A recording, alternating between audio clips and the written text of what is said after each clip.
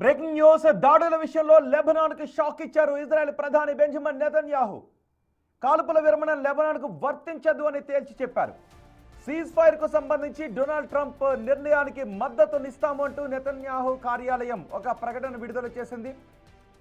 అయితే లెబనాన్ విషయంలో మాత్రం పాకిస్తాన్ ప్రధాని షెహబాజ్ షరీఫ్ ప్రకటన మాత్రం ఇందుకు భిన్నంగా కనిపిస్తూ ఉంది. అమెరికా ఇరాన్ అంగీకరించిన కాల్పుల విరమణ ఒప్పందం లెబనాన్కు కూడా వర్తిస్తుంది అని ఆయన చెబుతూ ఉన్నారు. కానీ లెబనాన్కు వర్తించదు అని నెతన్యాహు అంటూ ఉన్నాడు.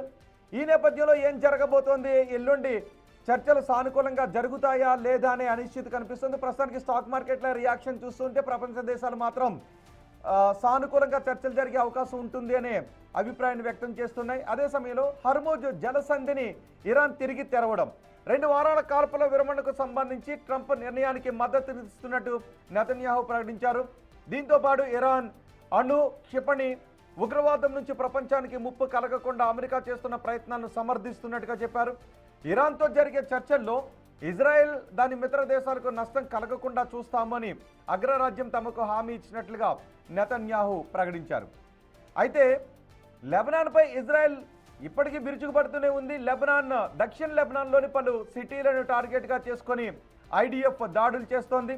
తమ మిత్ర దేశాలపై కూడా దాడులు చేయొద్దు అని ఇరాన్ ప్రతిపాదించిన పాయింట్లలో 10 పాయింట్లను ప్రతిపాదించింది ఇరాన్. ఆ 10 పాయింట్లలో ఈ పాయింట్ కూడా ఉంది. కానీ ఇజ్రాయెల్ మాత్రం దాడులను కొనసాగిస్తూనే ఉంది. ఈ నేపథ్యంలో ఏం జరగబోతోంది? లెబనాన్పై దాడులను ఇజ్రాయెల్ ఆపుతుందా? అమెరికా అంటున్నట్టుగా యురేనియం శుద్ధిని ఆపేయడానికి ఇరాన్ అంగీకరిస్తుందా? ఇరాన్ అడుగుతున్నట్లుగా సెక్యూరిటీ ప్రామిస్, ఇకపై మా దేశంపై దాడులు చెయ్యము అని అమెరికా అంగీకరిస్తుందా? ఇరాన్లో ఉన్న ఈ శుద్ధి చేసిన యురేనియాన్ని అమెరికాకు ఇరాన్ అప్పగిస్తుందా?